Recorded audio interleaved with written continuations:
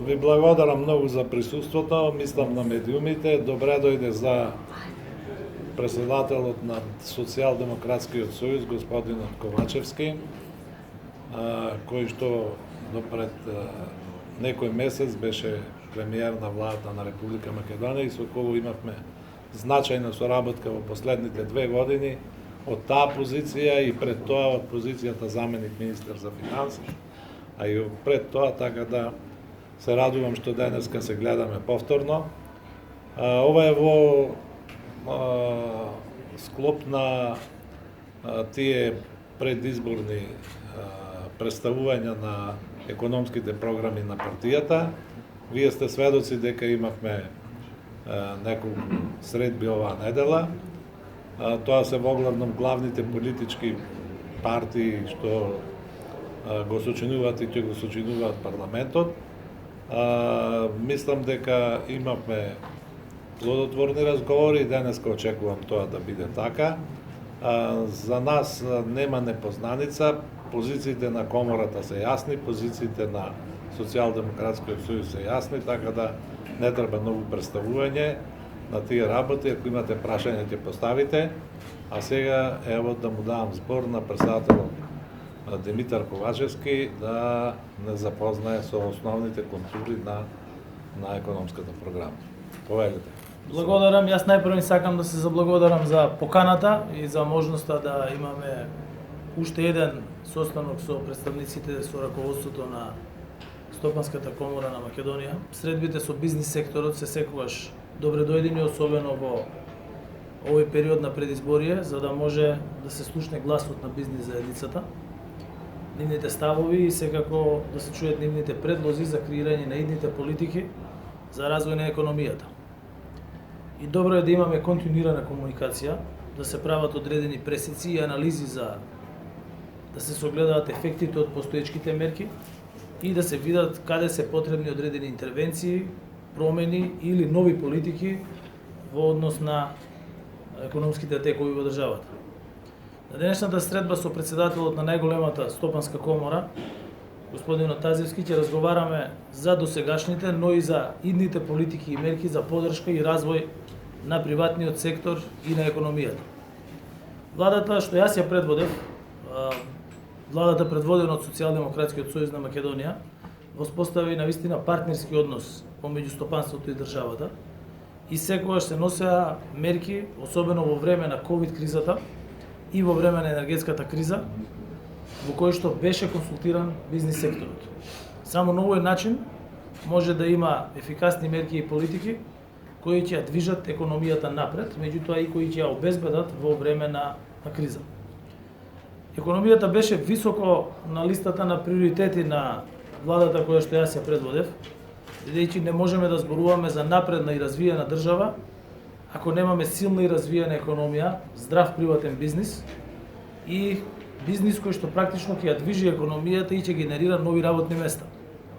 Затоа и вложивме 100 милиони евра со кои поддржавме 919 компании во државата.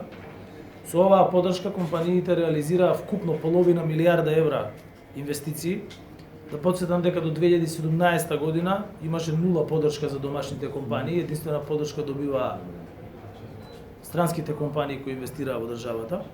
А денес само преку инвестициските циклуси на компаниите се отворија над 5000 домицилни работни места со достоинствени плати за нашите сограѓани. Тоа се компании кои растеа со оваа државна помош и кои денес представуваат исто така дел од извозниот потенцијал на нашата држава. Денес Македонија е исто така атрактивна дестинација за инвестиции, и тоа странски директни инвестиции. Само во 2022 година имавме над 750 милиони евра странски директни инвестиции, наспроти 300 милиони пред 2016 година. Од 2017 до 2023 година Македонија има над 3 милијарди евра прилив на странски директни инвестиции, што е значително повеќе во однос на периодот од 2006 до 2016 година. И тоа е резултат на успешни економски политики и стабилно деловно окружување кое го создадовме, но и со одлуките кои ги донесовме. Тоа беа тешки одлуки, но благодарение на тие одлуки ние денес сме земја која е членка на НАТО и земја со отпочнати преговори со Европската Унија. Ние сме стабилна, просперитетна и безбедна земја. И ние сме денес земја која инвеститорите ја преферираат и сакаат да инвестираат тука.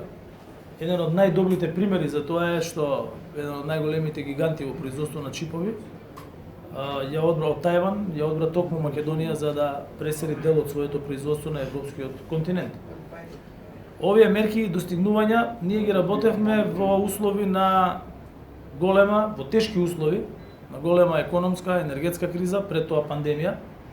2/3 од мандатот на Социјалдемократскиот сојуз на Македонија беше во една од овие кризи. Имавме пандемија и ковид криза, следеше економска криза која сериозно се одолжи и продолжи, прво заради енергетската криза, подосна и дополнително инициирана од војната во Украина и порастот на инфлацијата во целиот свет, а особено на европскиот континент. Меѓутоа, со правилни мерки успеавме да ја одржиме ликвидноста на компаниите, да ги задржиме работните места, да го заштитиме стандардот на граѓаните. И можам да кажам дека успешно се справивме со предизвиците, не дозволивме затворање на компании, не дозволивме отпуштање на работници, а во време на криза продолжи растот на платите и на инвестициите во државата. Затоа говорат и статистичките податоци дека оваа година имаме повеќе отворени фирми во однос на просекот на претходните години и помалку затворени фирми во однос на просекот од минатите години. Низ целиот овој процес, коморите, приватниот сектор беа наши вистински партнери и тоа треба и ќе продолжи и понатаму. Јас знам за голем број на предизвикувачки моменти, особено во време на недостаток на енергенци на европскиот континент, кога во мојот кабинет секогаш при рака беше и председателот на Стопанската комора, меѓутоа и членовите на управниот одбор, кои што се дел од таа индустрија. Значи, Бранко Азевски беше секогаш достапен и самите бевте сведоци дека на сите патувања на кои што бе во регионот, а се со цел обезбедување на енергенции, се што е потребно за оној тежок период во текот на изминатата зима, председателот на комората како представник на бизнис заедницата секогаш беше со мене и со економските министри од владата на состаноци со председатели и премиери на други држави. И сметам дека така треба да изгледа соработката.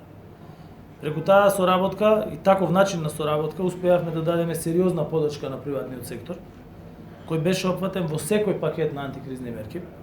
Ќе го извадам последниот, 9-тиот пакет на антикризни мерки во вредност од 662 милиони евра, од кои 492 милиони евра практично се предвидуваат за подршка на приватниот сектор, преку мерки за одржување на ликвидноста на компаниите, преку мерки за зголемување на конкурентноста, за подршка на инвестиции во обновливи извори на енергија, преку зачувување на работните места, поволни заеми за мали и средни предпријатија во износи кои што обезбедуваа нивно ликвидно работење, а кои што се правеа по услови преку гарантирани кредитни шеми и преку соработка со Европската инвестициона банка и се со помош на Развојната банка на Република Северна Македонија. Вкупно 2,6 милиарди евра преку антикризни пакети се вратија назад кај граѓаните и во стопанството.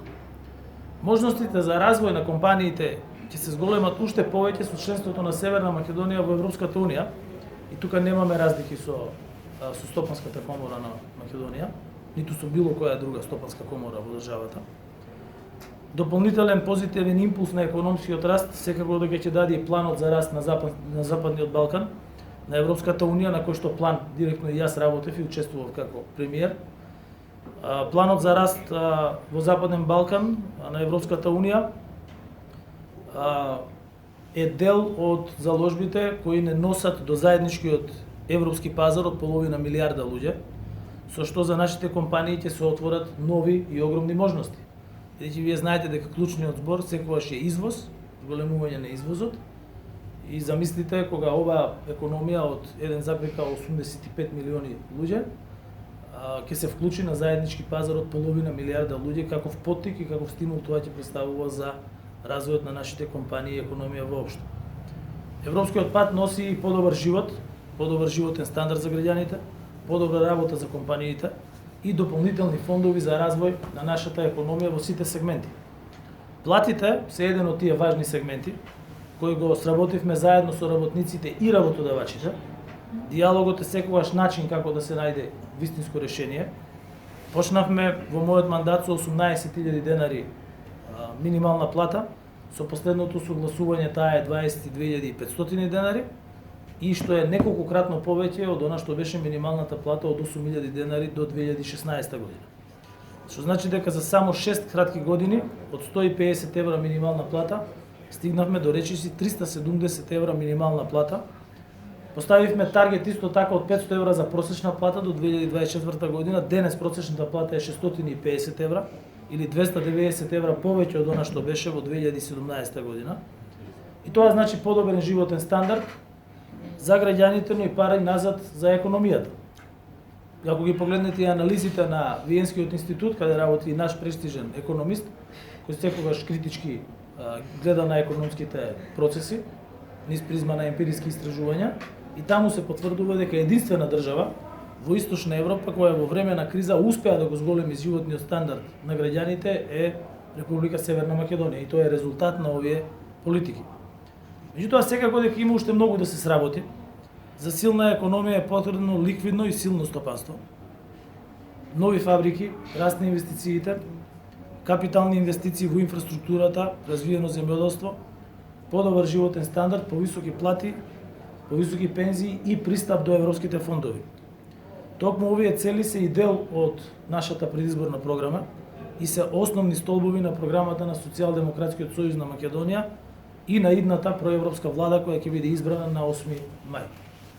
180 милиони евра предвидуваме за директна финансиска помош на домашните компании, подршка на нивните инвестициски циклуси. 3,5 милиарди евра предвидуваме како капитални инвестиции. Голем дел од мерките се во делот на даночните политики, каде планираме одржување на стабилна даночна политика, но и воведување на политики кои ќе помогнат на компаниите да пораснат и да се развиваат. Секако имаме мерки со кои ќе се фокусираме на вработливоста на младите, на енергетската транзиција и трансформација во земјата која практично започна и акселерираше во времето на мандатот на мојата влада. Само за 2 години ние имаме нови 600 мегавати обновливи извори на енергија, наспроти само 16 до 2016 година. Во наредните години просечната плата ќе достигне рекордни 1100 евра, а минималната плата ќе изнесува 600 евра или 37.000 денари. 2,7 милиарди евра се планирани за инфраструктурни проекти во патната инфраструктура, а 750 милиони евра за поддршка на земјоделството. Мене ми е јасно дека деновиве граѓаните се соочуваат со информации и програми од многу партии, слушаат многу ветувања и од нашата партија, и од нашите политички конкуренти ВМРО ДПМН. Има многу ветувања во овие програми и веројатно луѓето и со право можеби се збунети и можеби не се сигурни кој може да го исполни своето ветување и дали овие ветувања се реални или не се реални. Јас би сакал да им порачам на граѓаните дека една работа е многу важна, која треба сите да ја запознат и да ја запомнат. Без целосен, силен и континуиран фокус на европскиот пат и европските интеграции и членство во Европската Унија, ниту една од овие програми не може да се оствари. Пари не паѓаат од небо, инвеститори не доаѓаат затоа што јас се викам Димитар или затоа што некој се вика Христијан. Ќе дојдат ако гледаат иднина во земјата, ќе дојдат ако таа е посветена целосно на европските интеграции и ако работи на тоа сега и веднаш, а не со одложување од 11 години. Значи, кога граѓаните ќе ги споредуваат програмите, треба да размислат кој може најбрзо да ја приближи Македонија до Европската Унија. Бидејќи тоа ќе биде најкрупната работа, што де факто ќе одреди дали ветувањата може да бидат исполнети или може да се фрлат низ ветер. За нашите ветувања можам со сигурност да кажам дека се можеби амбициозни, но верувајте реални и остварливи цели, затоа што СДСМ е посветена на европските интеграции. Ние докажавме дека сме партија без која што не може да се случат евроатлантски интеграции на државата. Во време на нашиот мандат Македонија стана земја кандидат за Европска унија. Во време на нашиот мандат Македонија стана земја членка на НАТО. И во време на нашиот мандат Северна Македонија ги започна преговорите со Европската унија. И ние знаеме дека нема друга алтернатива. Воедно знаеме и дека со напорна работа нема недостижна цел. Се е возможно ако се креираат правилни мерки, и тоа мерки во интерес на стопанството и во интерес на граѓаните, и ако правилно се назначуваат државните буџетски средства. Ние нема да се откажеме од подобра европска иднина на земјата, која што ќе обезбедиме заедно и со граѓаните, и со политичките партнери во нашата коалиција, и секако со бизнис заедницата, стопанските комори, академската заедница, невладиниот сектор. Сакам уште еднаш да се заблагодарам за можноста да бидам заедно со мојот тим. Јас сум тука со заменик претседателката и директорка на управата за јавни приходи Сања Лукаревска, со вице-премиерот за економски прашања и потпредседател на партијата Фатмир Битичи и со заменик министерот за финансии Филип Николовски, кој исто така многу блиску во овој изменет период работеа со Стопанската комора на Македонија и со другите стопански комори и секако со Сдруженијата на работодавачи, со синдикатите и со другите асоциации во државата. Благодарност уште еднаш и благодарност лична до претседателот Азевски.